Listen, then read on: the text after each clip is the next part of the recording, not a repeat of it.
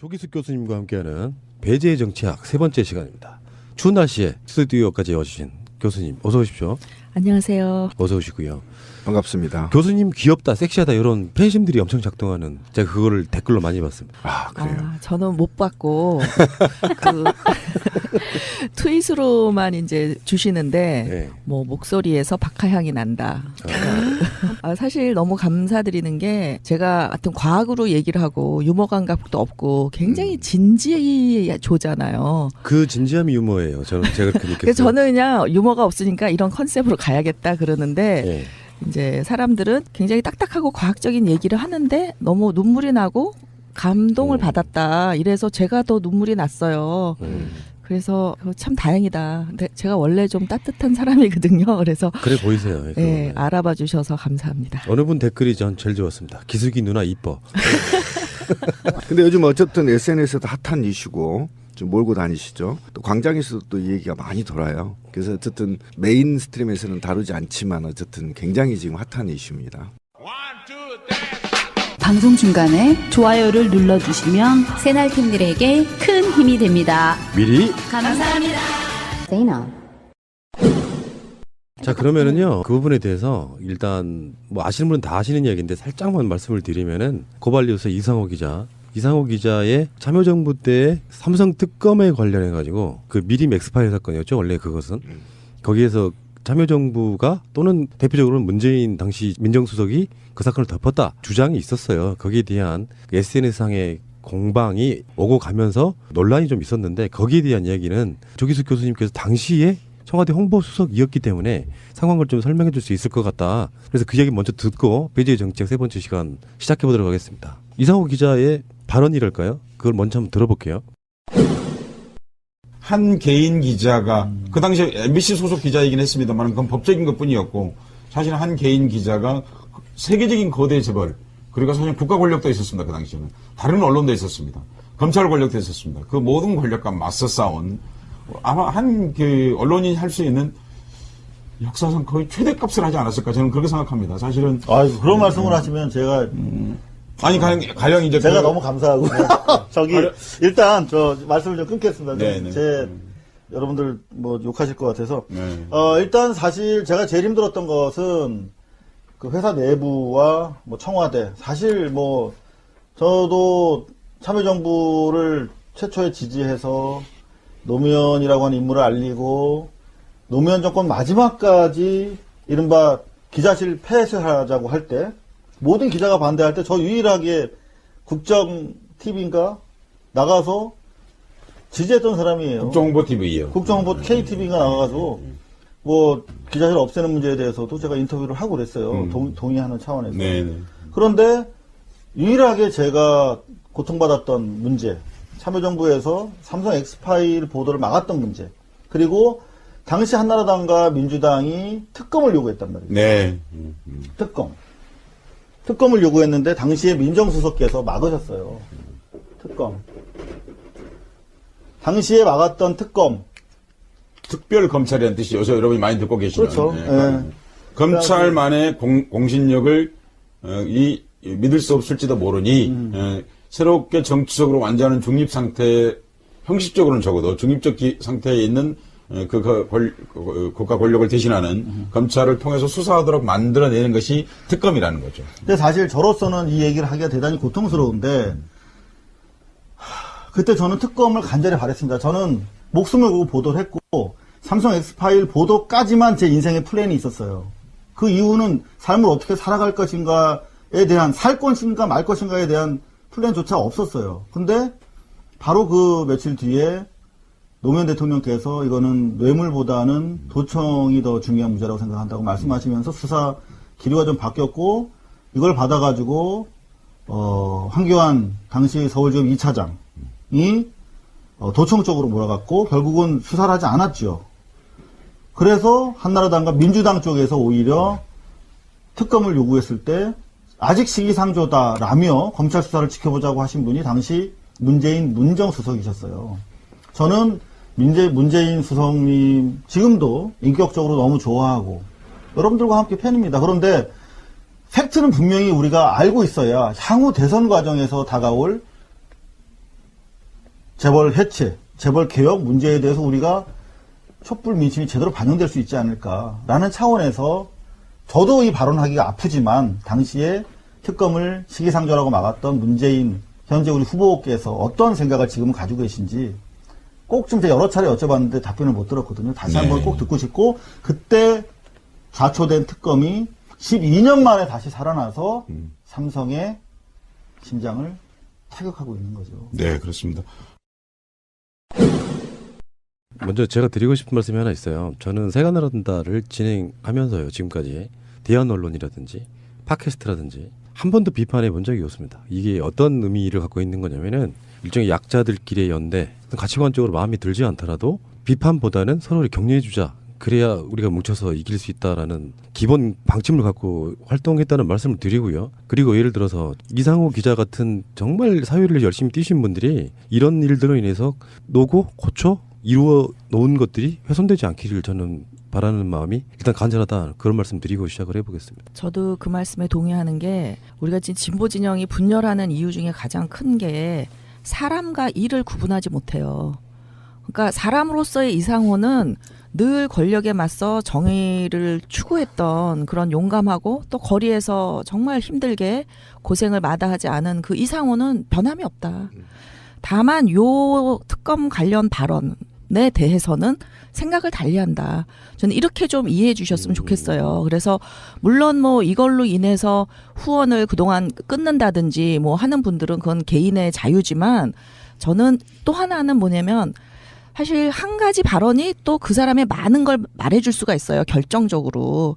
그래서 이상호 기자가 이 부분에 대해서 자기가 발언에 오류가 있다고 생각하면 선선히 인정하고 그 부분은 내가 좀 미흡했다거나 뭔가 해명이 있으면 저는 그동안 후원했던 분들이 완전히 등을 돌리진 않으리라고 봐요. 그러니까 저도 늘 인간 총량 평가제를 하자 제가 주장을 하듯이 한 사람의 이 한 가지 발언에 대한 뭐 실수나 뭐 하여튼 어떤 의도인지 모르지만 하여튼 그 잘못된 것에 대해서 그 사람의 전부라고 보진 않는다. 그래서 일과 사람을 좀 구분하자 하는 말씀을 먼저 드리고 싶어요. 자, 그렇다면은 그 이상호 기자나 그 서희선 교수의 영상에서 결정적으로 틀린 점이 무엇이에요? 그 이야기부터 하시는 것이 맞겠죠? 그러니까 이상호 기자는 이제 뭐라고 얘기를 했냐면은 그 당시 기사를 보고 한 얘기다.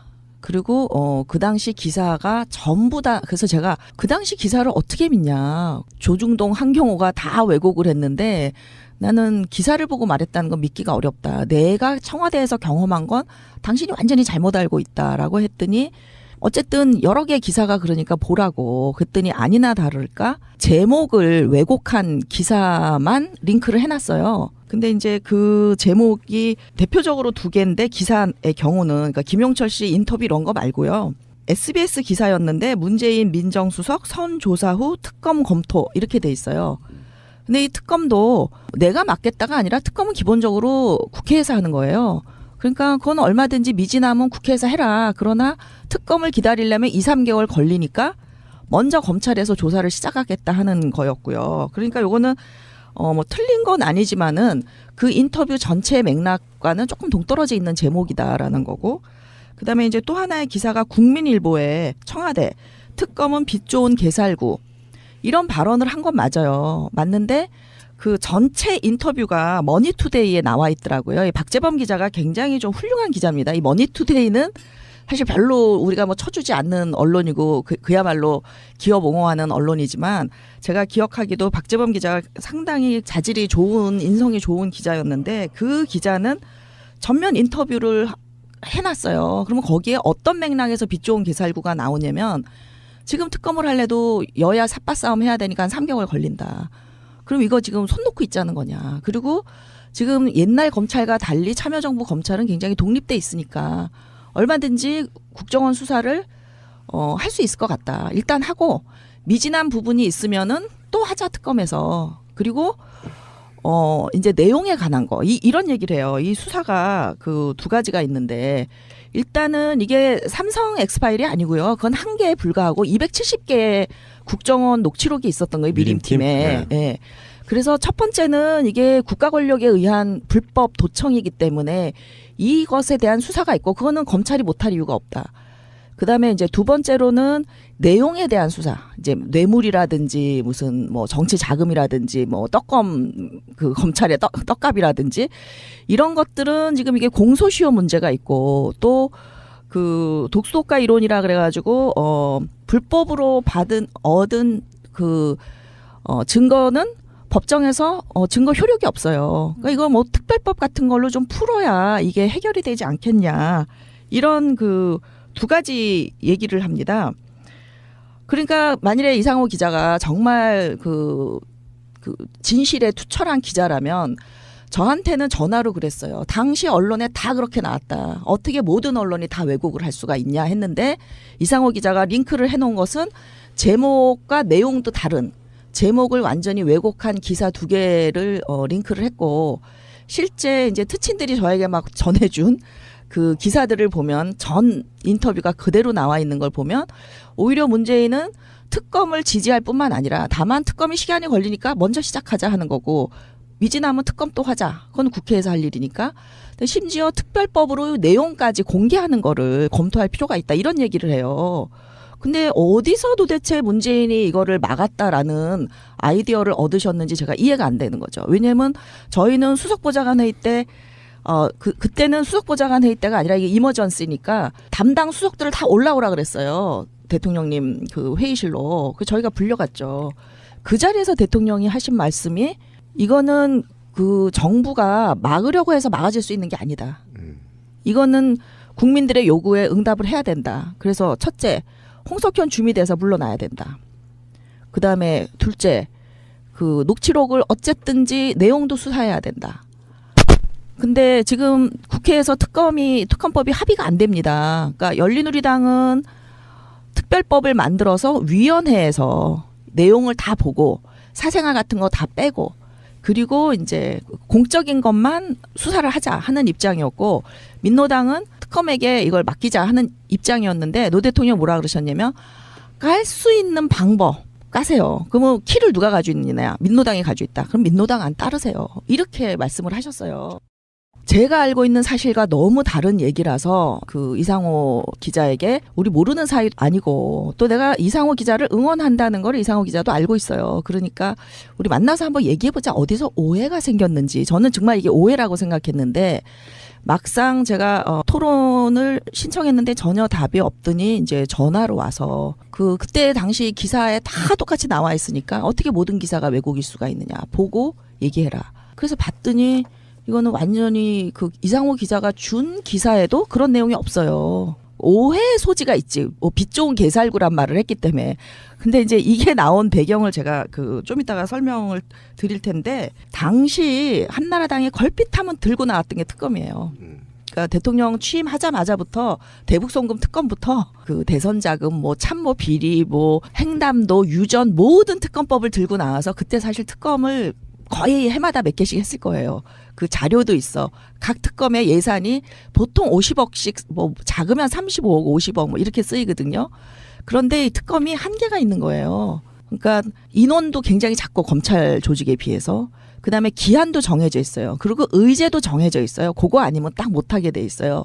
그러니까 이제 야당은 특검 만능이었고 청와대에 있는 사람들 입장으로서는 그동안 특검이 밝혀낸 게 뭐 있냐. 오히려 독립적인 검찰이 훨씬 일하기 좋지. 이런 생각이 있었기 때문에 그런 용어를 빛 좋은 개살구란 용어를 썼지만 사실 인터뷰 내용을 전체적으로 보면은 특검 더 나아가서 특별법까지 하자는 주장을 하고 있기 때문에 이상호 기자가 어디서 그런 아이디어를 얻었는지 저는 이해하기가 어렵다. 그러면 저도 이제 이 인터뷰를 하기 전에 나름 고민을 해본 지점인데요. 일단 사회적 통념 이런 거 있잖아요. 예를 들어서 그 참여정부 때 삼성과 유착 관계가 있었다더라. 그리고 이런 거 있잖아요. 그게 사실 국회에서 해야 될 일인지 검찰이 해야 될 일인지도 잘 서로 인지가 안 된 상태에서 미림 X파일이 덮였다라고 하면 그건 노무현 정부가 덮은 거야라고 하는 일상적인 어떤 통념들이 시간이 지나면서 고착화된 어떤 이미지가 된 거 아닙니까?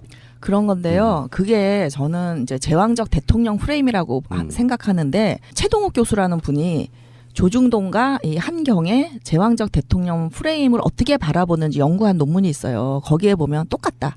그러니까 이 노무현 때문이라는 이 친노 왕따 프레임이 저는 거기서 만들어졌다고 보는데 노무현 대통령은 사실 그 정부 운영을 거의 선진국 수준으로 했다. 매우 투명하게 했고 법과 절차에 따라서 그리고 이제 위원회를 통해서 민심과 시민단체 의견까지 다 수렴해가면서 아주 민주적으로 했는데 이제 기존의 언론이 굉장히 그 독재 국가의 불투명하고 권력을 오남용하던 대통령 개념을 가지고 심지어 사법부의 재판까지도 사실 이상호 기자가 뭐 목숨을 걸고 싸워가지고 뭐 이런 판결을 자기만 유죄받았다 이러는데 2013년에 그 형이 확정됩니다. 감옥 보낸 건 아니고요. 이제 6개월 징역에다가 그 1년 그 집행유예를 선고받는데 이상호 기자만 받는 게 아니라 이제 노회찬 의원하고 월간 조선에서 이제 그 편집장하고 이렇게 셋이 받습니다. 그래서 이게 그 첫 재판 결과가 나오는 것도 2009년이거든요. 1심 나오는 게. 그래서 어떻게 보면 참여정부 때 좀 눈치를 봐서 이렇게 재판을 끌은 게 아닌가 하는 느낌도 있고요. 그래서 사실 보이지 않는 영향력은 미칠지 몰라요. 왜냐하면 재판 결과도 이제 상당히 판사에 따라서도 다르지만 이제 어떤 정부냐에 따라서도 좀 달라지잖아요. 그러니까 그런 영향을 미칠 수 있을지 몰라도 지금 참여정부가 삼성의 그때 당시 그 엑스파일 관련해서 면죄부를 줬다, 수사를 제대로 못했다 하는 거는 정말 저는 망상에서 나왔다라고 생각하는데 뭐냐면 이 독재 제왕적 대통령 프레임 망상에서 나왔다고 봐요. 그러니까 노무현이 모든 걸 다 해야 된다 하는 거죠. 그러니까 그거는 뭐냐면 지금 박근혜가 왜 탄핵당했어요? 대법원 사찰하고 그렇죠? 검찰 장악하고 이래서 지금 탄핵당한 건데 노무현한테 너 왜 박근혜처럼 안 했니? 지금 이렇게 주장하는 거예요. 이게 말이 된다고 생각하세요? 상식적으로? 근데 일단은 지금 이거에서 쟁점이 두 가지는 좀 짚어야 될 것 같아요. 하나는 이상호 기자가 한 이야기가 빛 좋은 개살구 이런 식으로 이를테면 문재인 당시 민정수석이 반대 의사를 이제 표명했다라는 건데 이제 그게 조금 와전이 되면서 막았다. 그러니까 사실 막았다와 반대 의사를 표명했다라는 것은 어떤 의미상의 좀 차이가 있죠. 적극적으로 그것을 막았느냐, 그냥 단지 반대 의사를 표명했느냐. 이거는 이제 큰 갭이 있는 거니까 이제 그런 문제가 하나 있고 또 하나는 이제 계속 참여정부에서는 검찰은 독립되어 있었기 때문에 수사에 대해서는 검찰이 어떻게 수사를 했다. 이를테면 공소시효 때문에 과거 정부의 것은 뭐 다 공소시효 때문에 이제 아닌 걸로 뭐 무죄 이런 식으로 혐의 없음 이런 식으로 했던 그런 검찰의 수사는 다 검찰이 그냥 알아서 한 것이지 당시에 법무부 장관이었던 천정배라든가 민정수석이었던 문재인하고는 아무런 관련이 없이 그냥 독립된 검찰이 한 일인데 그것을 왜 전체적으로 당시에 참여정부가 뭘 어쨌다, 특별히 문재인이 뭘 어쨌다라고 이야기하는 것은 지금 안 맞다 이런 말씀이신 건가요? 그렇죠. 우선 반대 의사를 한 것도 아니고요. 빛 좋은 개살구입을 뿐이기 때문에 빨리 검찰 수사 먼저 하고 미진하면 또 특검하자. 그리고 이제 검찰이 관련된 검찰 떡값에 관련된 것은 검찰이 하는 게 부적절하니까 그거는 별도로 특검할 수 있겠다라고 했지 결코 반대한 게 아니에요. 그래서 반대도 아닌데 반대라고 왜곡된 기사 제목을 뽑았고 그 기사 내용에는 사실 반대란 말이 안 나옵니다. 그건 해석이에요. 해석. 반대라고 해석한 거예요. 빛 좋은 개살구를. 그 해석을 반대란 해석을 내용은 전혀 그런 게 안 나와요. 근데 막았다. 분명히 막았다라고 얘기했잖아요. 다 들으셨죠? 막았다라고 얘기한 거는 이건 오보다 저는 그렇게 보고 그다음에 검찰 수사는요. 민정수석이 개입해서는 안 되는 거예요. 왜 청와대가 거기에 개입을 합니까? 그런데 법무장관은 지휘를 할 수 있어요. 왜? 검찰이 법무장관 산하 행정조직이에요. 그래서 그때 당시 천정배 장관이 지휘를 했습니다. 개입을 했어요. 했는데 그 공소시효가 지난 떡값과 그다음에 그 도청, 불법 도청의 것이 증거 능력이 있느냐 하는 것은 이건 헌법위원회 문제예요. 김기춘 법무장관 부산에서 그 도청 사건이 있고 난 다음에 초원복집 사건 이후에 법을 만들었기 때문에 이게 불법 도청이 안 되는 거예요. 그러니까 천정배 법무장관도 그때 검찰 수사를 지휘하려고 했으나 검찰총장하고 굉장히 세게 맞부딪혔고 결국은 법의 한계를 벗어나지 못한 거예요. 그러니까 지난번에도 제가 이 20세기 좌파랑 21세기 진보의 차이를 얘기했는데 20세기 좌파는 기본적으로 엘리티즘이에요. 그러니까 뭐냐면 국가가 권력을 가지고 위에서부터 아래로 깔아뭉개면 할 수 있다. 또 하나의 독재예요. 그러니까 분배도 정부가 원하면 할 수 있고 검찰 수사도 청와대가 원하면 할 수 있고 딱 저는 박근혜 저 반대쪽 거울이다. 그러니까 이념적으로만 좌파일 뿐이지 문화적으로는 차이가 없다. 그래서 21세기에는 좌우가 다 보수가 되는 거예요. 엘리티즘. 보수가 되고 진보는 뭐냐면 문화적 진보. 일단 법을 존중하는 거예요. 그리고 법을 새로 만들어서 하든지 해야지 특별법을 만들어서 해야지 이거를 법적으로 안 되는 걸 위에서 깔아뭉개서 해서는 안 되는 거죠. 그러니까 지금 탄핵 나와 있으면서 이런 주장을 하는 거는 정말 저는 형용 모순이라고 생각을 하는 게 노무현도 똑같이 이렇게 해서 탄핵 당했어야 된다 그런 얘기입니까? 이제 대통령의 초법적인 권력 행사는 이상 더 없을 것입니다. 국가정보원, 검찰, 경찰, 국세청 이런 바 권력기관을 더 이상 정치 권력의 도구로 이용하지 않겠습니다.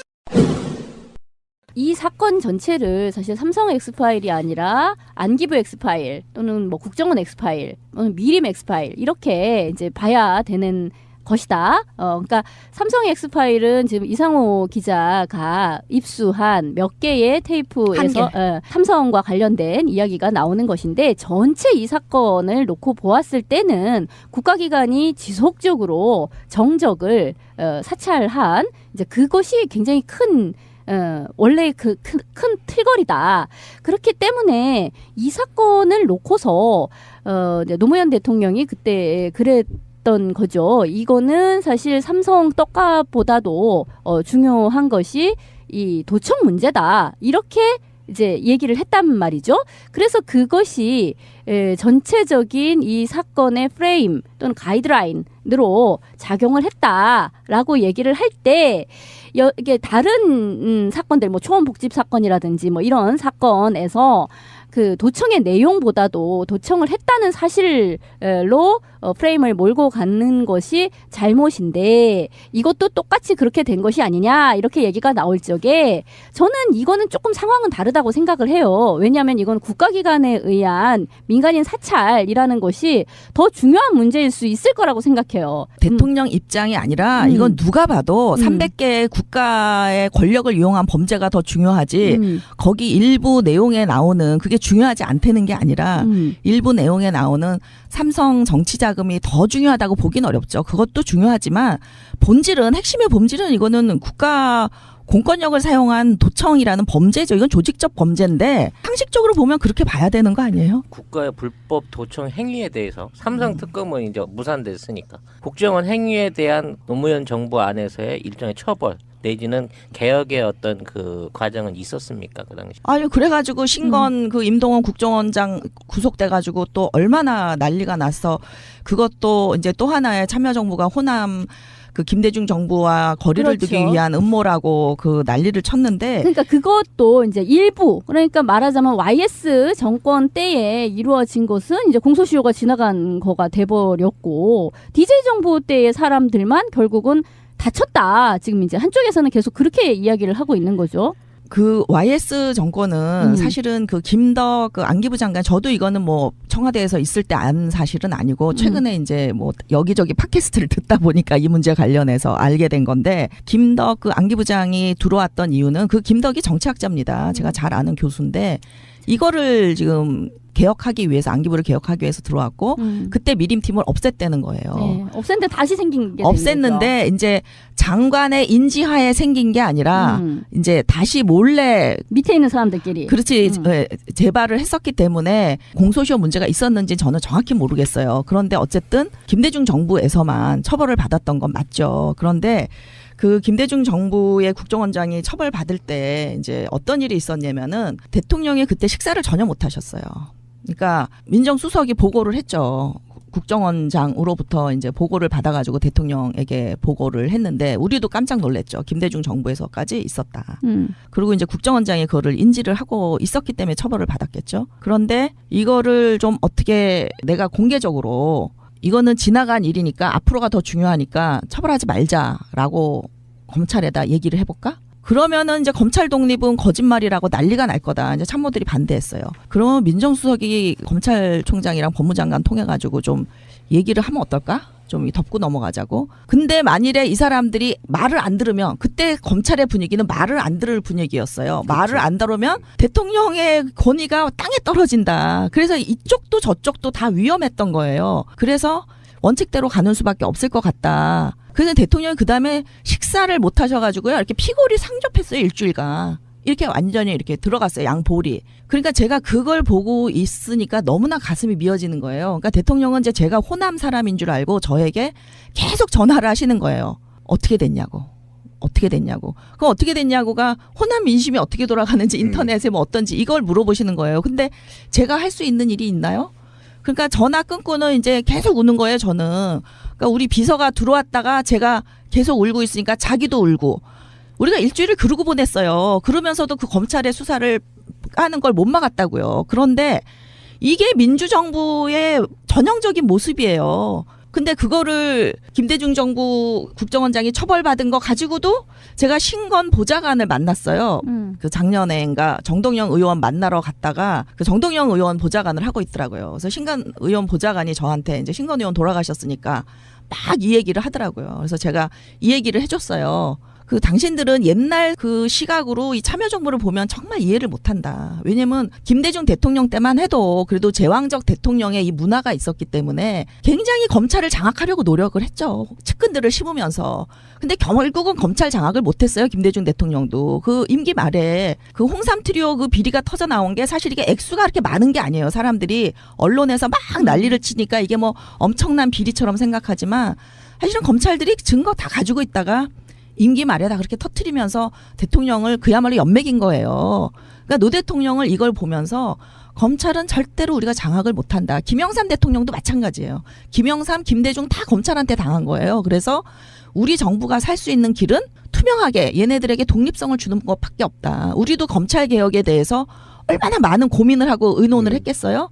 근데 결국은 모든 걸 다 해본 다음에 뭐 검찰에 호남사랑 갖다 놓고 별짓을 다 해도 김대중 대통령 결국 안 되더라. 그러니까 결국 우리는 우리가 깨끗하게 우리 관리하는 수밖에 없다라고 했고 김대중 정부의 국정원장 구속도 못 막은 거고 그래서 굉장히 괴로웠지만 우리로서 그냥 법대로 한 것뿐이 없기 때문에 오해를 받아도 어떻게 할 수가 있는 게 아니에요. 그래서 그 얘기를 했더니 그 신건 보좌관이 뭐라 그러냐면 이제 이해를 하시더라고요, 이분이. 그러면서 사실 우리가 섭섭한 건 우리를 좀 위로해 달라는 거예요. 왜 문재인을 이렇게 안 내려와요? 그러더라고요. 그래서 그건 맞다. 위로가 필요하다. 광주. 예. 그래서 그 점에 대해서는 충분히 그 공감을 하고 정말 많은 위로가 필요하다라고 생각을 하지만 제발 20세기 그 제왕적 대통령적 프레임으로 참여정부를 해석하고 요구하지 말아주시면 좋겠어요. 결국은 뭐 법대로 다 했지만 정치적으로 또는 도덕적으로 별로 건진 게 없는 것 같다라는 생각이 들어요.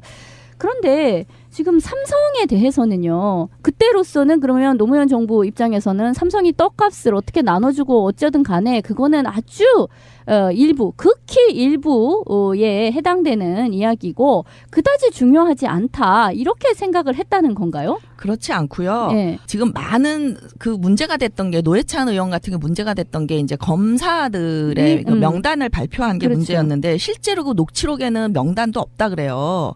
그리고 돈이 액수가 500에서 2천만 원 사이래요. 그러면은 뇌물이 5천만 원 이하면은요. 공소시효가 5년뿐이 안 돼요. 그다음에 이제 정치 자금인데 정치 자금 어디로 갔겠어요? 97년 대선이면? 이회창 김대중 갔죠. 쪽으로 갔겠죠. 네. 그리고 이제 그 문제를 특검을 했으면은 참여정부도 못 막았을 거예요. 그 내용이 까지는 거에 대해서. 그렇죠. 네. 그러나 이회창은 이미 삼성으로부터 2002년에 돈 받은 걸로 이미 다 또 단죄를 받았고 삼성도 단죄를 받았고 그러니까 이게 사실은 도청이 그 정치자금보다 더 중요했던 이유는 참여정부는 2003년에 이미 모든 수사를 통해서요 대선 자금을 다 깠습니다. 그러면 97년에 줬던 사람이 2002년에 안 좋겠어요?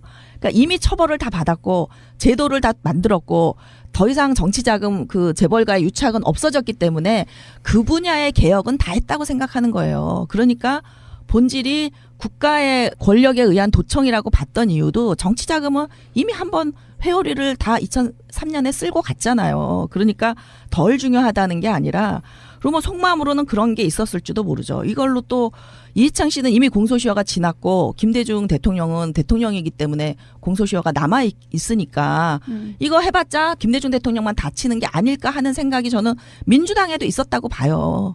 그러니까 왜 특검이 될 것처럼 야사당이 하다가 안 됐느냐에는 여야의 이해관계가 맞아 들어간 게 있지 않냐. 이거는 참여정부가 개입할 수 있는 게 아니다라는 말씀을 드리고 싶어요. 실제로 이상호 기자의 어떤 그 뜻도요. 결국 정권 교체를 그냥 하면 안 되고 질 좋은 정권 교체를 위해서는 과거의 잘못을 되풀이하면 안 된다. 그런 취지로 시작했을 거라고 저는 봐요. 그 발언의 시작 자체는. 그렇죠. 근데 그게 이제 오해도 있었을 것 같고 팩트가 틀린 점도 있었을 것 같고 그런 점들이 저는 이 극단적으로 싸우시는 분들께 한번 말씀드리고 하나 싶어요. 예를 들어서 문재인 대표 지지자들이나 이재명 시장 지지자들에게 하는 말이 아니에요. 저쪽 작업 세력들에게 굉장히 좋은 먹잇감일 수 있다는 생각을 한번 드려보고 싶어요. 이제 요 발언 뒤에 서혜성 씨가 이번에 투표할 때 후보를 찍을 때 이 재벌개혁에 대한 생각을 보고 찍어라 이 말을 연달아서 해요. 그래서 오해받을 발언을 한 것은 분명히 있고 그래서 그걸로 오해하는 사람들에게 비록 오해받을 만한 점은 있지만 이렇게 말씀해 주셨으면 좋겠어요. 왜냐하면 얼토당토하게 오해하는 것처럼 몰고 가면 또 분하잖아요. 그 사람들은. 그렇죠. 그러니까 예. 근데 저는 거기에다 덧붙여서 가령 문재인 지금 이제 후보 분이 나야말로 재벌 개혁에 대한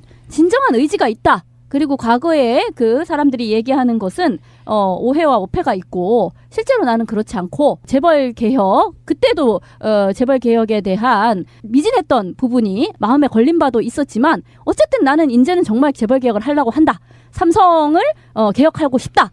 이 얘기를 하면 되는 거 아니에요? 그러면 그게 나를 찍어주세요가 되는 거 아니겠어요? 저는 그 점에 대해서 좀 생각이 달라요. 왜 다르냐면은 저는 지난 대선도 재벌 개혁이란 말을 하지 말라고 캠프에 계속 조언을 했습니다. 왜요? 공정한 시장 경제 하면 되고 법과 원칙에 따라 처리하면 되지 왜 재벌 개혁이란 말을 꼭 해야 돼요? 그러니까 참여정부 때 재벌 개혁 충분히 했어요. 충분히 했는데 참여정부 때 있었던 많은 규제안들이 물론 시대에 따라서 이게 갑자기 세계화 때문에 정부가 힘을 못 미치는 부분이 있어요. 세계 경제에는. 국경을 넘나들면서 정부의 힘이 못 미치는 부분이 있지만 국내에서 할 수 있는 재벌 개혁은 할 만한 건 다 했는데 재벌 개혁을 못했다 참여정부가 라는 사람들에게 저는 뭘 못했는지를 구체적으로 얘기를 했으면 좋겠어요. 마타도어 말고 구호 말고 뭐 참여정부 이름을 지어줬다 이런 말도 안 되는 소리 말고 좀 제대로 어떤 정책을 어떻게 했으면 좋았을 텐데 못했다. 그러면 저는 문재인이 그거 받아들일 수 있다고 봐요. 그런데 제가 이제 다음 2017년 대선 전략에 대해서도 말씀을 드리겠지만 저는 2012년에 문재인이 안 될 거라고 유일하게 예측했던 사람이에요. 왜 그랬냐. 너무 좌파로 갔어요. 구좌파로. 그러니까 제가 얘기했지만 이 신자파 국민들은요. 경제에 가난한 좌우를 따지지 않아요. 그냥 실용적이면 돼. 그리고 글로벌 경제에서 우리 국가가 우리 기업들이 더 경쟁력이 있는 걸 원하지.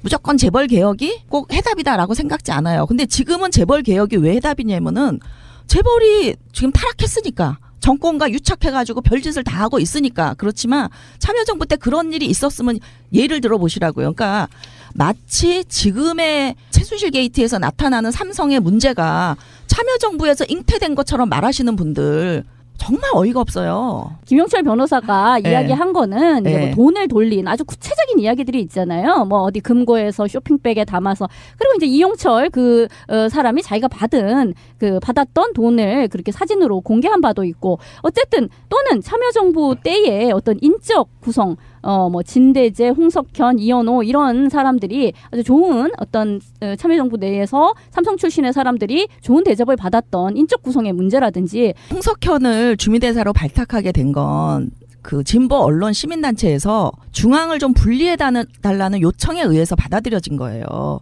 그 보수들은 진보를 지배할 때 디바이드 앤 룰이 기본이에요. 그래서 지금 친노와 호남을 분열시키는 것도 다 보수들의 책략에 지금 놀아나는 거 아닙니까?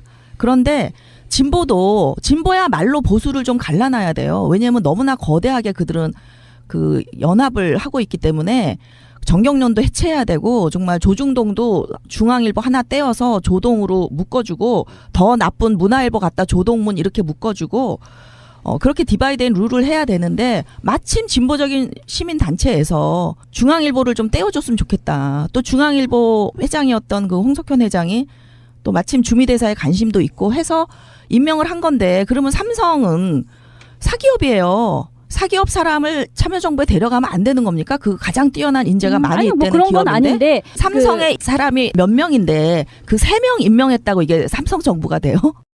저는 사회적 관계에서도 그런 게 있다고 생각하거든요. 진정성을 상대방 믿으면은 들려오는 소문만 갖고 듣지 않고요. 상대방한테 직접 물어보고 진짜 네가 그렇게 했냐고 물어보는 사람들이 있고요. 어떤 경우에는 소문만 듣고 공격하는 사람도 있다고 저는 생각해요. 바로 그게 언론 프레임에 대한 얘기잖아요. 정권 교체해서 새로 들어선 정부가 재벌 개혁이라든지 이런 것을 하는 데 있어가지고 밑거름이 되기를 바래요. 그렇지 않고 소모적인 논쟁으로 간다면 저는 의미가 별로 없다고 생각이 들고요. 그러니까 이제 우리나라에서 솔직히 그 민주당 지지의 핵심 계층이 어디냐 하면 화이트칼라예요.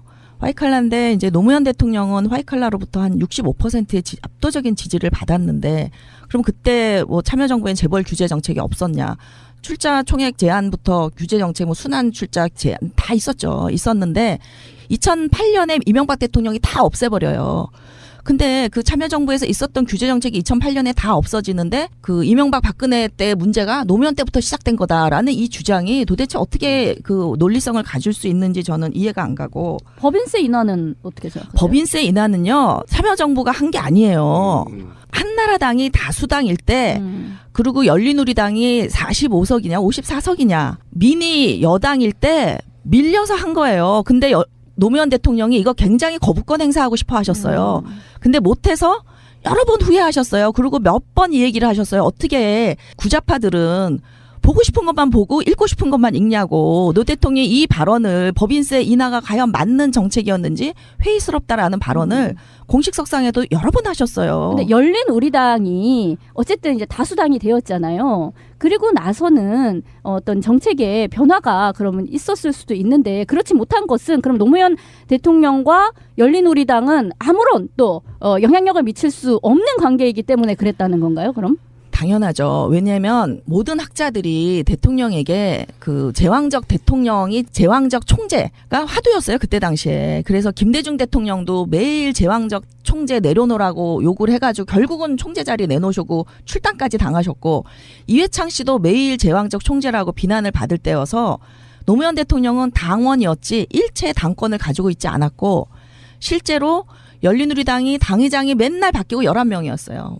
몇 개월에 한 번씩 바뀌고 이럴 때에도 노 대통령이 좀 누구누구로 추대해서 이렇게 가면 어떻겠냐라고 제안을 해본 적이 있는데 안 들어요. 그리고 더 대표적인 건 뭐냐면은 그때 당시 이제 그 종부세를 왜 종부세를 들고 나왔냐면 사실 그 노무현 정부에서 부동산 값이 제일 많이 올랐다고 난리를 치지만 사실은 노무현 정부는 김대중 정부 때 부동산 정책을 물려받은 거예요. 그러니까 IMF 때 너무나 부동산이 죽어 있으니까 김대중 대통령이 부동산을 활성화시키기 위해서 임대 사업자에 대한 특혜를 이렇게 세제 혜택을 주는 5채까지 임대 사업을 할 수 있는 그런 법을 통과시켜 놨기 때문에 사실은 부동산이 침체돼 있다가 이제 경기가 세계 경기가 살아나고 이제 참여정부에서 또 경기가 하여튼 그 재벌 개혁을 어쨌든 했고 부정 돈을 막았으니까 경기가 살아나면서 이게 부동산 값이 치솟게 되니까 이제 종부세를 통과시키는데 열린우리당 다수당인 국회에 가서 폐기됩니다. 통과를 못 시켜요. 그래서 대통령이 너무나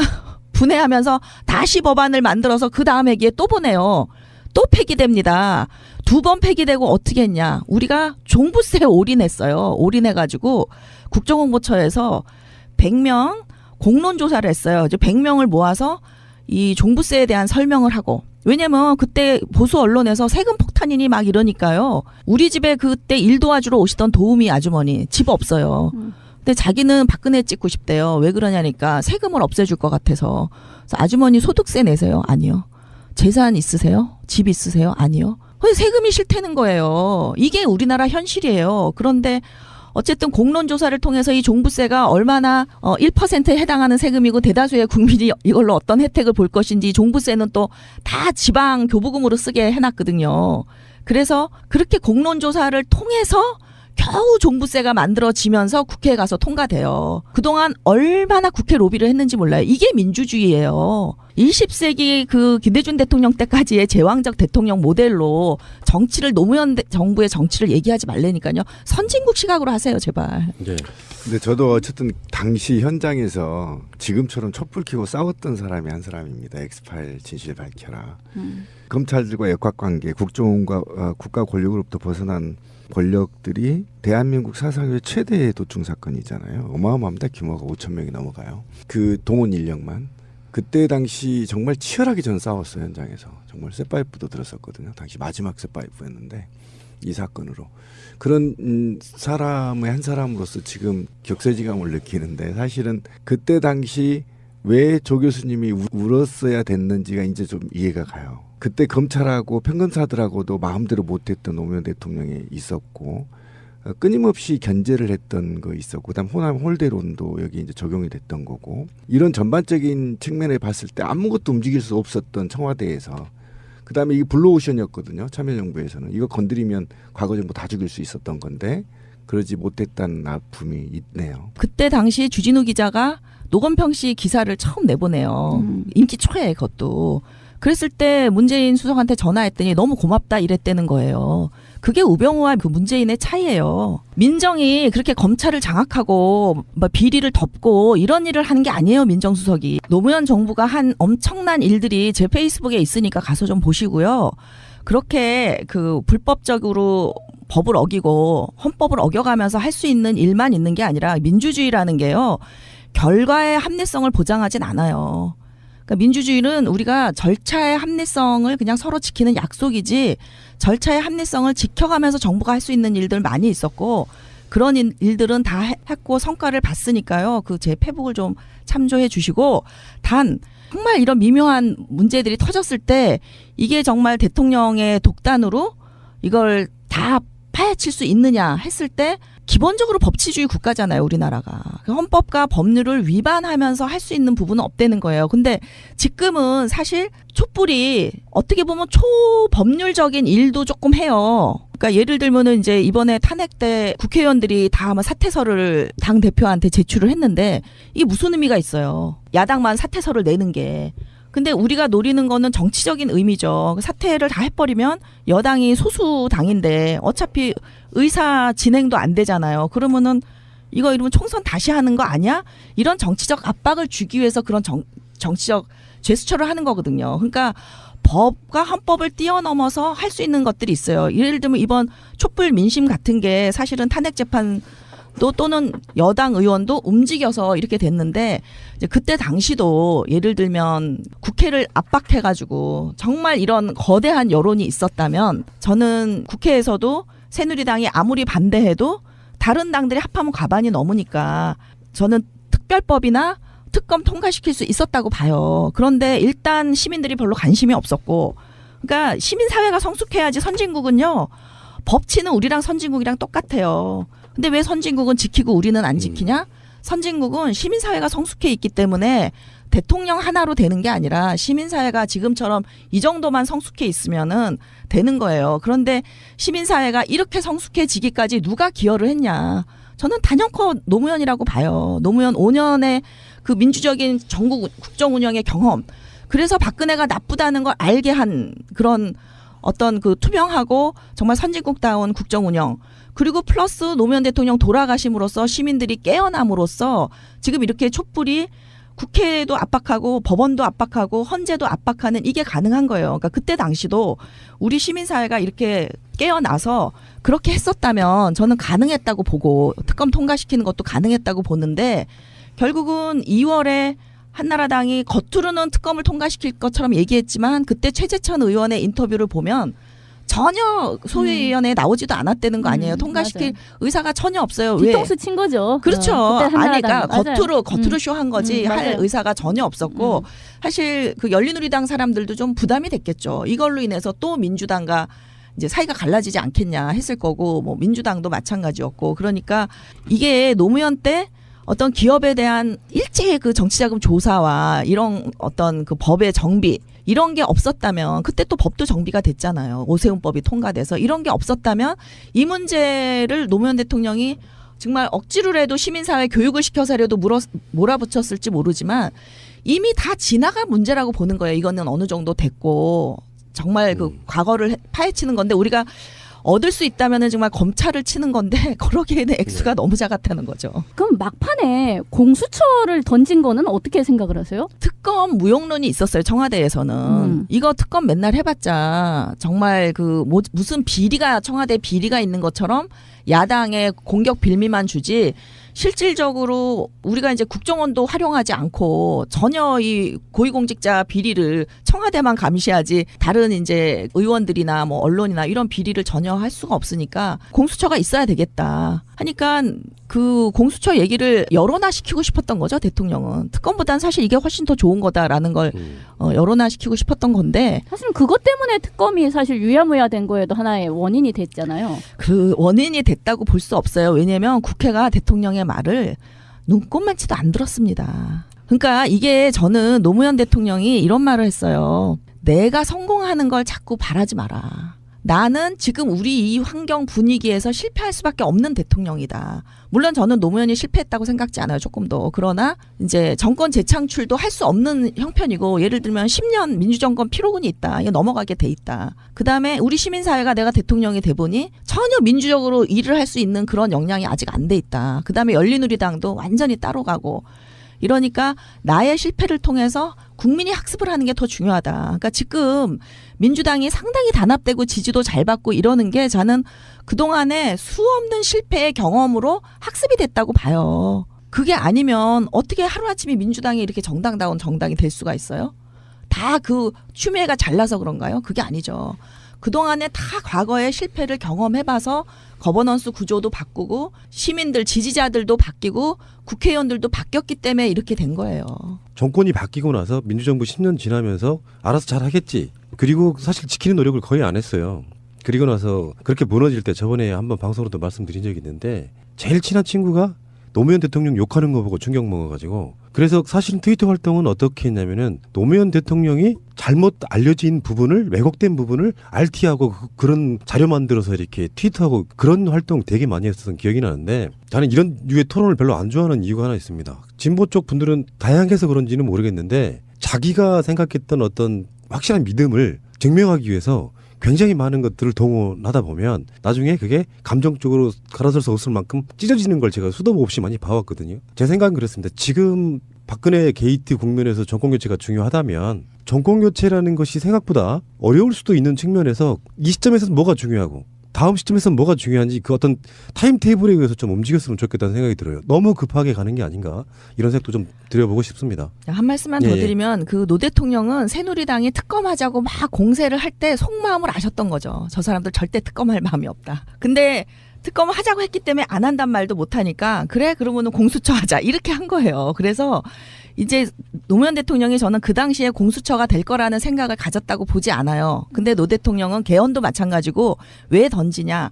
노 대통령은 우리나라 20년 30년 뒤를 내다보고 기회만 있으면 의제를 던지시는 분이기 때문에 대연정도 마찬가지고요. 그래서 그 손호철 교수도 뭐 삼성 이 엑스파일을 덮기 위해서 대연정을 제안했다 그러는데 대연정은 노무현 대통령이 후보 때부터 국회의원 때부터 꾸준히 했던 얘기고요.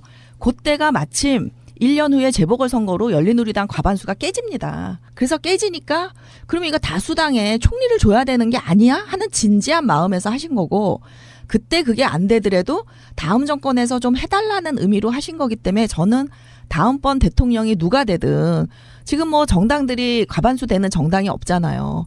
결국 저는 대연정은 아니더라도 연정은 하게 될 거라고 보는데 그 연정을 그 하는 것도 좋지만 저는 이 기회에 대연정 한번 해서 정말 노사 대타협도 한번 하고 정말 과거를 좀 싹 쓸고 가보고 싶은 그런 생각을 대통령이 가졌기 때문에 했지 누가 생각하는 것처럼 뭐 이렇게 덮기 위해서 그러니까 저는 손호철 교수도 진짜 음모론 많이 얘기하시는 분인데 막상 제가 전화해서 당신 증거 있냐 내가 반박문 쓰겠다 그랬더니 얼른 꼬리를 내리시더라고요. 미안하다고.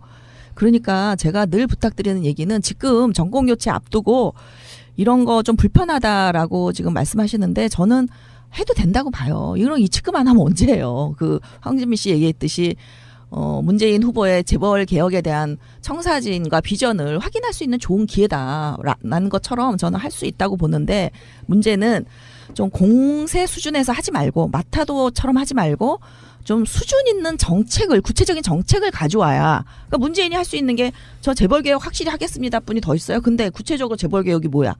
다 다르거든요. 후보마다. 그러니까 저는 이제 우리가 담론을 그리고 재벌 개혁이라 하면 삼성을 뭐 어떻게 반 죽여놔야 돼요? 재벌 뭐 어떻게 해야지 되는 재벌 개혁이야? 그러니까 재벌 개혁을 슬로건으로 내세운다면 그 사람이 이제 정책을 강론적인 차원에서 얘기해야죠. 이미 다 나와 있어요. 지난 대선에도 나와 있고 이미 다 나와 있는데 아까 제가 그 얘기하다 말았는데 다음 대선에도 굉장히 중요한 건데 결국은 이 진보 보수는요. 지금 샤이 박근혜 지지자뿐만 아니라 샤이 보수들이 지금 숨어 있으니까 뭐 정권 교체 다 된 것처럼 여러분들 생각하시는데 트럼프를 보십시오. 절대 여론조사 믿지 마세요. 이번 대선.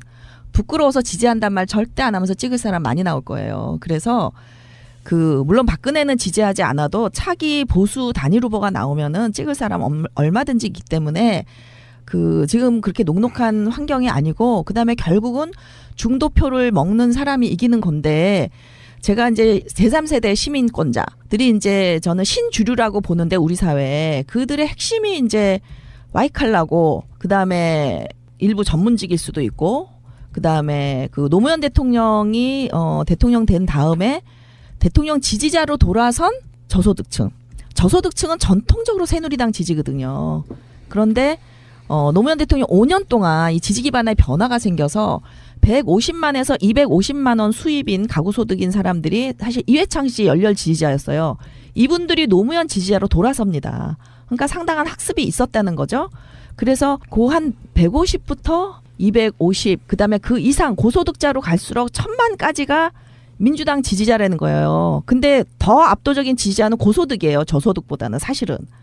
그랬을 때 표를 누구한테 얻냐 민주당이. 고소득자한테 얻거든요. 그리고 핵심이 화이칼라인데 정책으로 얘기하면 이게 거부감이 없어요. 근데 재벌개혁 이러면요. 진짜 거부감이 생기고 불안함이 생겨요. 그래서 지난 대선에 저는 결정적에서 거기서 패했다고 생각해요. 문재인이 여성하고 화이칼라. 근데 화이칼라가 문재인이 55대 45로 이겼는데 55대 45도 안 돼. 53대 43인가 하여튼 47인가 굉장히 박빙으로 이겼어요. 이건 저는 위험하다라고 봐요. 근데 이번에 재벌개혁 정책이 지난번보다 더 나갔다는 거예요. 저는 이제 아직 안 살펴봐서 모르겠는데 이제 뭐 자유경제원 이런 데서 대담하는 사람들이 그래요. 이게 구자파들이 문재인을 이렇게 자로 끌어내가지고 정권교체 하나도 도움이 안 된다라고 봐요. 재벌개혁은 정권 잡고 하면 돼요. 법과 원칙에 따라서 시장경제만 잘 세워도 지금 이게 무슨 재벌이냐고요. 뇌물 주고 이런 게 재벌의 문제가 아니잖아요. 부도덕의 문제지. 이거는 법과 원칙으로 잘 잡으면 되는데 말로 자꾸 재벌개혁 구자파들이 이래서 문재인이 그 표를 얻기 위해서 또 좌로 가면 구자파로 가면 저는 이번 대선도 어렵다라고 봐요. 그래서 정말 좀 전략적 마인드로 접근할 필요가 있다. 재벌 경제는 우리 경제 성장의 견인차였습니다. 그러나 한편으로 공정한 시장을 어지럽혔습니다. 반칙과 특권, 부정부패로 서민 경제를 무너뜨렸습니다. 이제 재벌 경제는 경제 성장의 걸림돌이 되고 재벌 자신의 경쟁력을 약화시키기에 이르렀습니다. 이번에 단호하게 정경유착의 고리를 끊고 재벌 적폐를 청산해야 우리 경제를 살리고 국민 모두 잘 사는 나라로 갈 수 있습니다. 재벌 총수일가는 분식회계, 비자금 조성, 세금 탈루, 사익 편취 등 수많은 기업 범죄의 몸통이었습니다. 재벌 총수의 불법적이고 불투명한 경영고리를 끊어내고 기업을 건강한 기업 윤리와 투명한 경영으로 재생시킬 수 있는 강력한 법과 제도를 만들고 특히 집행을 엄중하게 하겠습니다. 총수일가의 사익 추구에 편들지 않는 공정한 감사위원과 이사가 선출되도록 제도화하겠습니다. 공공부문의 노동자 축전이사제를 도입하고 이를 4대 재벌과 10대 재벌의 순으로 확대하여 노동자가 경영에 참여하는 길을 열겠습니다. 재벌의 중대한 경제 범죄에 대해서는 무관용의 원칙을 세우겠습니다. 중대한 반시장 범죄자는 기업 경영에 참여할 수 없게 하여 시장에서 퇴출시키겠습니다. 현행 공정거래법에 의하면 크기가 100배 차이인 1위 삼성과 65위 기업이 동일한 재벌 규제를 받습니다. 10대 재벌에 집중하여 강력한 규제를 도입하고 이를 통해 전체 대기업의 변화를 이끌어내겠습니다. 문의뿐인 지주회사로 전락하여 오히려 재벌의 문어발 확장의 수단이 되고 3세 승계수단으로 악용되는 것을 막기 위해 지주회사 요건과 규제를 강화하겠습니다. 금융이 재벌의 근거가 되어서는 안 됩니다. 검사물리로 재벌과 금융을 분리시키겠습니다. 재벌들이 골목 상권을 넘보면 안 됩니다. 재벌의 업종 확대를 제한하여 재벌 2세, 3세가 더 이상 서민의 생존권을 빼앗지 못하게 하겠습니다. 재벌 개혁은 재벌의 기업 활동을 억압하려는 것이 아닙니다. 오히려 총수일가의 사익에서 벗어나 선진국형 기업으로 발전할 수 있는 길입니다. 경제정의와 함께 사회정의를 실현하는 길입니다. 소수 재벌 대기업만이 아니라 중소기업과 골목상권, 가게 등이 함께 성장하는 국민 성장을 이루는 길입니다. 흔들리지 않는 확고한 재벌 개혁으로 경제 교체와 국민 성장을 반드시 이루겠습니다. 감사합니다. 그래서 수사 기류가 좀 바뀌었고 이걸 받아가지고 황교안 당시 서울지검 2차장이 도청 쪽으로 몰아갔고 결국은 수사를 하지 않았죠. 그래서 한나라당과 민주당 쪽에서 오히려 특검을 요구했을 때 아직 시기상조다라며 검찰 수사를 지켜보자고 하신 분이 당시 문재인 문정수석이셨어요. 저는 문재인 수석님 지금도 인격적으로 너무 좋아하고 여러분들과 함께 팬입니다. 그런데 팩트는 분명히 우리가 알고 있어야 향후 대선 과정에서 다가올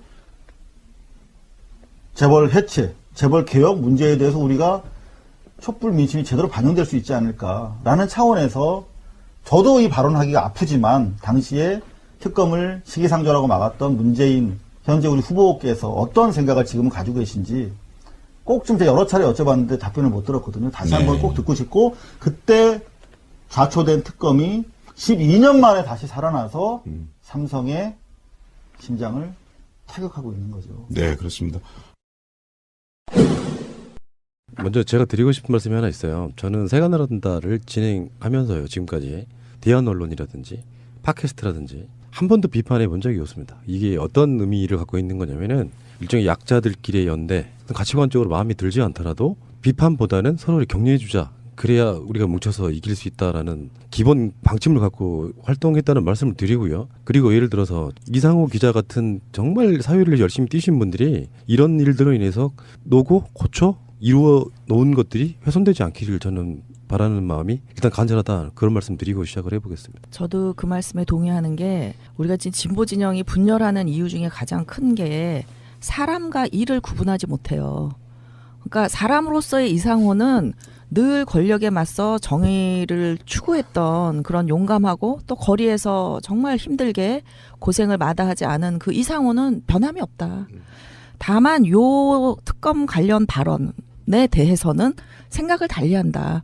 저는 이렇게 좀 이해해 주셨으면 좋겠어요. 그래서 물론 뭐 이걸로 인해서 후원을 그동안 끊는다든지 뭐 하는 분들은 그건 개인의 자유지만 저는 또 하나는 뭐냐면 사실 한 가지 발언이 또 그 사람의 많은 걸 말해줄 수가 있어요. 결정적으로. 그래서 이상호 기자가 이 부분에 대해서 자기가 발언에 오류가 있다고 생각하면 선선히 인정하고 그 부분은 내가 좀 미흡했다거나 뭔가 해명이 있으면 저는 그동안 후원했던 분들이 완전히 등을 돌리진 않으리라고 봐요. 그러니까 저도 늘 인간 총량 평가제를 하자 제가 주장을 하듯이 한 사람의 이 한 가지 발언에 대한 뭐 실수나 뭐 하여튼 어떤 의도인지 모르지만 하여튼 그 잘못된 것에 대해서 그 사람의 전부라고 보진 않는다. 그래서 일과 사람을 좀 구분하자 하는 말씀을 먼저 드리고 싶어요. 자, 그렇다면은 그 이상호 기자나 그 서희선 교수의 영상에서 결정적으로 틀린 점이 무엇이에요? 그 이야기부터 하시는 것이 맞겠죠? 그러니까 이상호 기자는 이제 뭐라고 얘기를 했냐면은 그 당시 기사를 보고 한 얘기다. 그리고 그 당시 기사가 전부 다 그래서 제가 그 당시 기사를 어떻게 믿냐. 조중동 한경호가 다 왜곡을 했는데 나는 기사를 보고 말했다는 건 믿기가 어렵다. 내가 청와대에서 경험한 건 당신이 완전히 잘못 알고 있다라고 했더니 어쨌든 여러 개의 기사가 그러니까 보라고 그랬더니 아니나 다를까 제목을 왜곡한 기사만 링크를 해놨어요. 근데 이제 그 제목이 대표적으로 2개인데 기사의 경우는 그러니까 김용철 씨 인터뷰 이런 거 말고요. SBS 기사였는데 문재인 민정수석 선 조사 후 특검 검토 이렇게 돼 있어요. 근데 이 특검도 내가 맡겠다가 아니라 특검은 기본적으로 국회에서 하는 거예요. 그러니까 그건 얼마든지 미진하면 국회에서 해라. 그러나 특검을 기다리려면 2, 3개월 걸리니까 먼저 검찰에서 조사를 시작하겠다 하는 거였고요. 그러니까 요거는 뭐 틀린 건 아니지만은 그 인터뷰 전체 맥락과는 조금 동떨어져 있는 제목이다라는 거고.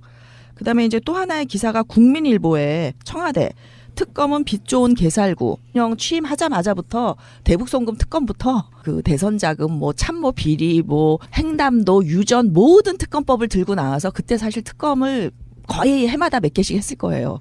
그 자료도 있어. 각 특검의 예산이 보통 50억씩 뭐 작으면 35억, 50억 뭐 이렇게 쓰이거든요. 그런데 이 특검이 한계가 있는 거예요. 그러니까 인원도 굉장히 작고 검찰 조직에 비해서. 그다음에 기한도 정해져 있어요. 그리고 의제도 정해져 있어요. 그거 아니면 딱 못하게 돼 있어요.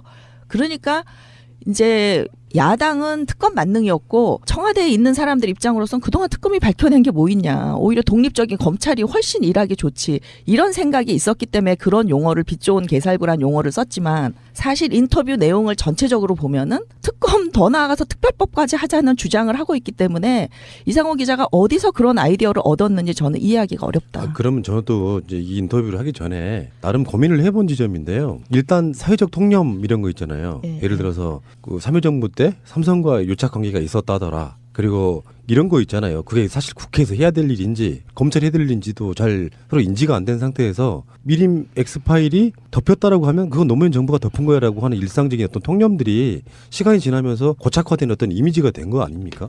그런 건데요. 그게 저는 이제 제왕적 대통령 프레임이라고 생각하는데 최동욱 교수라는 분이 조중동과 이 한경의 제왕적 대통령 프레임을 어떻게 바라보는지 연구한 논문이 있어요. 거기에 보면 똑같다.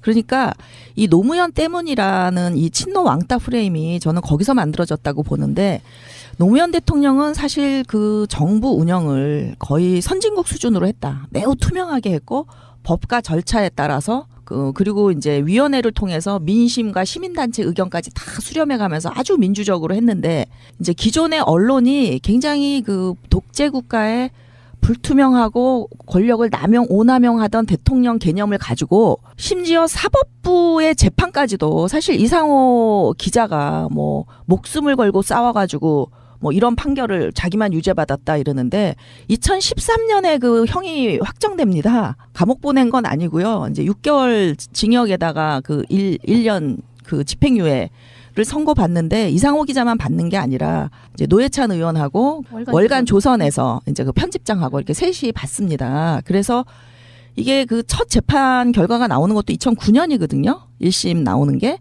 그래서 어떻게 보면 참여정부 때 좀 눈치를 봐서 이렇게 재판을 끌은 게 아닌가 하는 느낌도 있고요.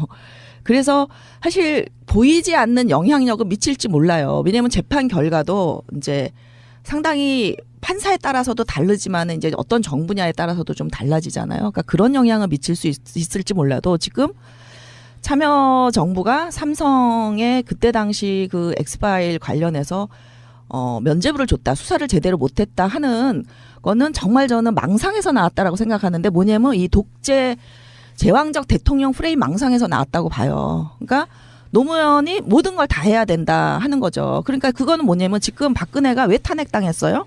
대법원 사찰하고 그렇죠? 검찰 장악하고 이래서 지금 탄핵당한 건데 노무현한테 너 왜 박근혜처럼 안 했니 지금 이렇게 주장하는 거예요. 이게 말이 된다고 생각하세요? 상식적으로? 근데 일단은 지금 이거에서 쟁점이 두 가지는 좀 짚어야 될 것 같아요. 하나는 이상호 기자가 한 이야기가 빛 좋은 개살구 이런 식으로 이를테면 문재인 당시 민정수석이 반대 의사를 이제 표명했다라는 건데 이제 그게 조금 와전이 되면서 막았다. 그러니까 사실 막았다와 반대 의사를 표명했다라는 것은 어떤 의미상의 좀 차이가 있죠. 적극적으로 그것을 막았느냐, 그냥 단지 반대 의사를 표명했느냐. 이거는 이제 큰 갭이 있는 거니까 이제 그런 문제가 하나 있고 또 하나는 이제 계속 참여정부에서는 검찰은 독립되어 있었기 때문에 수사에 대해서는 검찰이 어떻게 수사를 했다. 이를테면 공소시효 때문에 과거 조기숙 교수님과 함께하는 배제의 정치학 세 번째 시간입니다. 추운 날씨에 스튜디오까지 와주신 교수님 어서 오십시오. 안녕하세요. 어서 오시고요. 반갑습니다. 교수님 귀엽다, 섹시하다 이런 팬심들이 엄청 작동하는 제가 그거를 댓글로 많이 봤습니다. 아 그래요? 저는 못 받고 그 트윗으로만 이제 주시는데 네. 뭐 목소리에서 박하향이 난다. 사실 너무 감사드리는 게 제가 하여튼 과학으로 얘기를 하고 유머 감각도 없고 굉장히 진지조잖아요. 그 진지함이 유머예요. 제가 그렇게 느꼈어요. 그래서 저는 그냥 유머가 없으니까 이런 컨셉으로 가야겠다 그러는데 네. 이제 사람들은 굉장히 딱딱하고 과학적인 얘기를 하는데 너무 눈물이 나고 감동을 받았다. 이래서 제가 더 눈물이 났어요. 그래서 참 다행이다. 근데 제가 원래 좀 따뜻한 사람이거든요. 그래서 그래 보이세요. 네, 알아봐 주셔서 감사합니다. 어느 분 댓글이 전 제일 좋았습니다. 기숙이 누나 이뻐. 근데 요즘 어쨌든 SNS에도 핫한 이슈고 좀 몰고 다니시죠. 또 광장에서도 또 이 얘기가 많이 돌아요. 그래서 어쨌든 메인 스트림에서는 다루지 않지만 어쨌든 굉장히 지금 핫한 이슈입니다. 방송 중간에 좋아요를 눌러주시면 새날팀들에게 큰 힘이 됩니다. 미리. 감사합니다. 자 그러면은요 그 부분에 대해서 일단 뭐 아시는 분은 다 아시는 이야기인데 살짝만 말씀을 드리면은 고발뉴스 이상호 기자의 참여정부 때 삼성 특검에 관련해 가지고 그 미리 맥스파일 사건이었죠. 원래 그것은 거기에서 참여정부가 또는 대표적으로는 문재인 당시 민정수석이 그 사건을 덮었다 주장이 있었어요. 거기에 대한 SNS상의 공방이 오고 가면서 논란이 좀 있었는데 거기에 대한 이야기는 조기숙 교수님께서 당시에 청와대 홍보수석이었기 때문에 상황을 좀 설명해 줄 수 있을 것 같다. 그래서 그 이야기 먼저 듣고 배제의 정책 세 번째 시간 시작해 보도록 하겠습니다. 이상호 기자의 발언이랄까요? 그걸 먼저 한번 들어볼게요.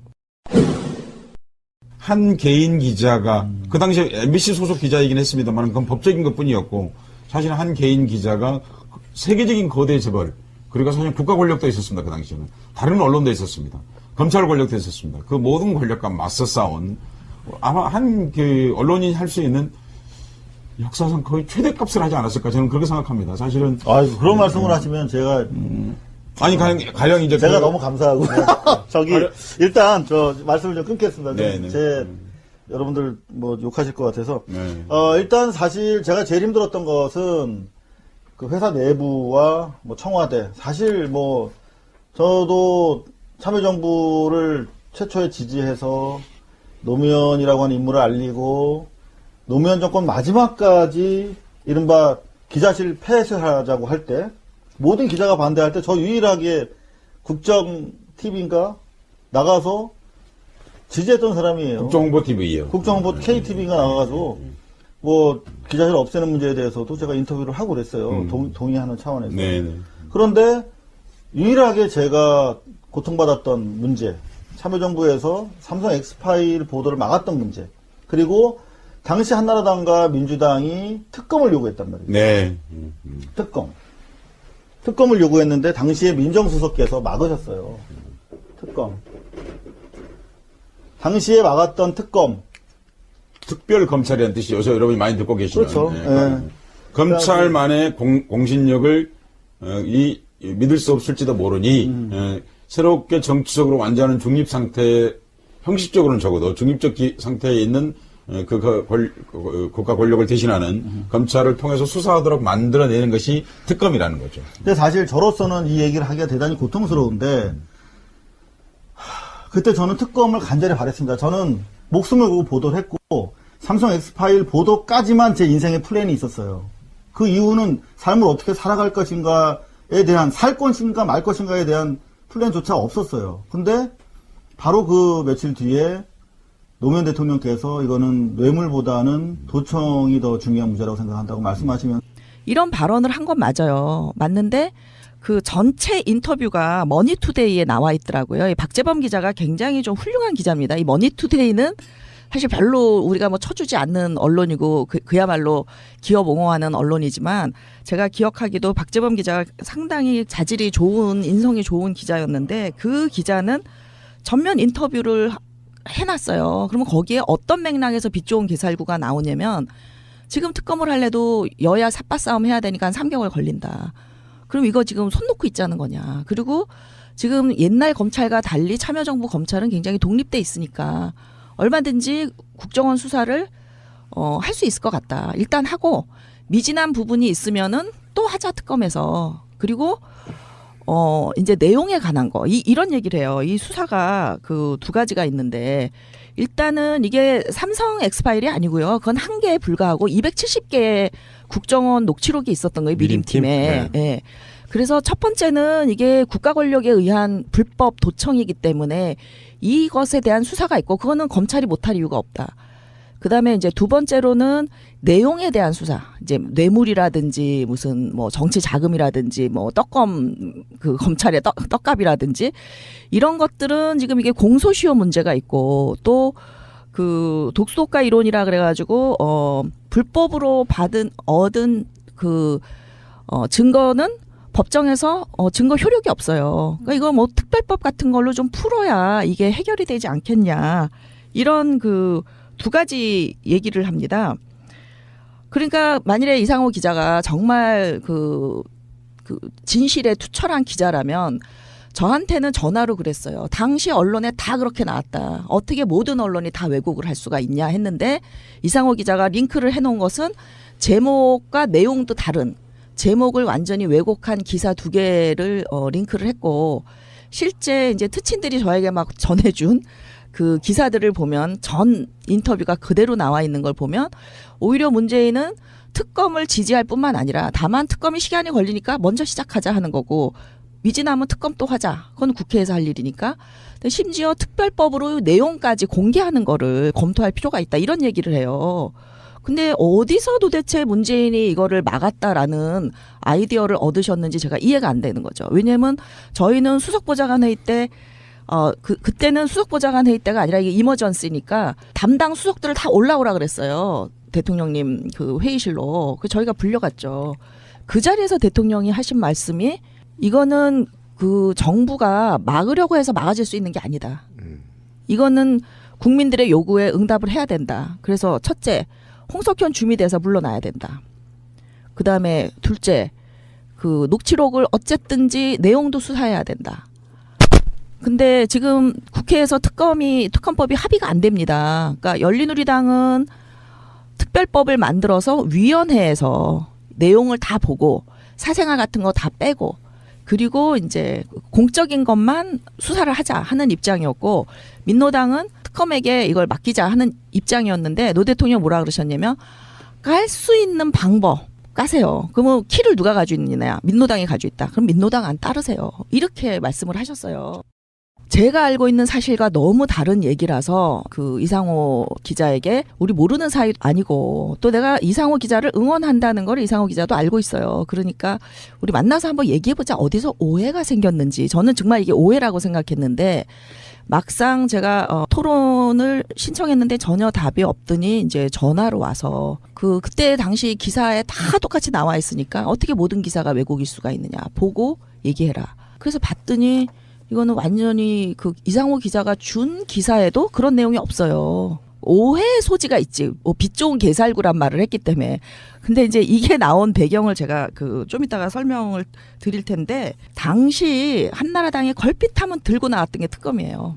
그러니까 대통령 정부의 것은 뭐 다 공소시효 때문에 이제 아닌 걸로 뭐 무죄 이런 식으로 혐의 없음 이런 식으로 했던 그런 검찰의 수사는 다 검찰이 그냥 알아서 한 것이지 당시에 법무부 장관이었던 천정배라든가 민정수석이었던 문재인하고는 아무런 관련이 없이 그냥 독립된 검찰이 한 일인데 그것을 왜 전체적으로 당시에 참여정부가 뭘 어쨌다 특별히 문재인이 뭘 어쨌다라고 이야기하는 것은 지금 안 맞다 이런 말씀이신 건가요? 그렇죠. 우선 반대 의사를 한 것도 아니고요. 빚 좋은 개살구입을 뿐이기 때문에 빨리 검찰 수사 먼저 하고 미진하면 또 특검하자.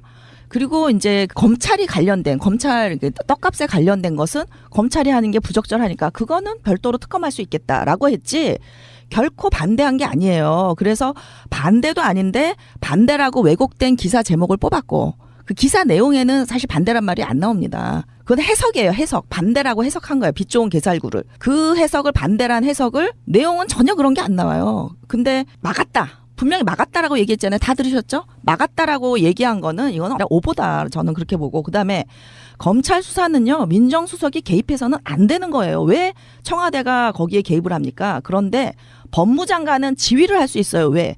검찰이 법무장관 산하 행정 조직이에요. 그래서 그때 당시 천정배 장관이 지휘를 했습니다. 개입을 했어요. 했는데 그 공소시효가 지난 떡값과 그다음에 그 도청, 불법 도청의 것이 증거 능력이 있느냐 하는 것은 이건 헌법위원회 문제예요. 김기춘 법무장관 부산에서 그 도청 사건이 있고 난 다음에 또 초원복집 사건 이후에 법을 만들었기 때문에 이게 불법 도청이 안 되는 거예요. 그러니까 천정배 법무장관도 그때 검찰 수사를 지휘하려고 했으나 검찰총장하고 굉장히 세게 맞부딪혔고 결국은 법의 한계를 벗어나지 못한 거예요. 그러니까 지난번에도 제가 이 20세기 좌파랑 21세기 진보의 차이를 얘기했는데 20세기 좌파는 기본적으로 엘리티즘이에요. 그러니까 뭐냐면 국가가 권력을 가지고 위에서부터 아래로 깔아뭉개면 할 수 있다. 또 하나의 독재예요. 그러니까 분배도 정부가 원하면 할 수 있고 검찰 수사도 청와대가 원하면 할 수 있고 딱 저는 박근혜 저 반대쪽 거울이다. 그러니까 이념적으로만 좌파일 뿐이지 문화적으로는 차이가 없다. 그래서 21세기에는 좌우가 다 보수가 되는 거예요. 엘리티즘. 보수가 되고 진보는 뭐냐면 문화적 진보. 일단 법을 존중하는 거예요. 그리고 법을 새로 만들어서 하든지 해야지 특별법을 만들어서 해야지 이거를 법적으로 안 되는 걸 위에서 깔아뭉개서 해서는 안 되는 거죠. 그러니까 지금 탄핵 나와 있으면서 이런 주장을 하는 거는 정말 저는 형용 모순이라고 생각을 하는 게 노무현도 똑같이 이렇게 해서 탄핵 당했어야 된다 그런 얘기입니까? 이제 대통령의 초법적인 권력 행사는 이상 더 없을 것입니다. 국가정보원, 검찰, 경찰, 국세청 이런 바 권력기관을 더 이상 정치 권력의 도구로 이용하지 않겠습니다. 이 사건 전체를 사실 삼성 엑스파일이 아니라 안기부 엑스파일 또는 뭐 국정원 엑스파일 또는 미림 엑스파일 이렇게 이제 봐야 되는 것이다. 그러니까 삼성 엑스파일은 지금 이상호 기자가 입수한 몇 개의 테이프에서 삼성과 관련된 이야기가 나오는 것인데 전체 이 사건을 놓고 보았을 때는 국가기관이 지속적으로 정적을 사찰한 이제 그것이 굉장히 큰 원래 그 큰 틀거리다. 그렇기 때문에 이 사건을 놓고서 노무현 대통령이 그때 그랬던 거죠. 이거는 사실 삼성 떡값보다도 중요한 것이 이 도청 문제다. 이렇게 이제 얘기를 했단 말이죠. 그래서 그것이 전체적인 이 사건의 프레임 또는 가이드라인으로 작용을 했다라고 얘기를 할 때 이게 다른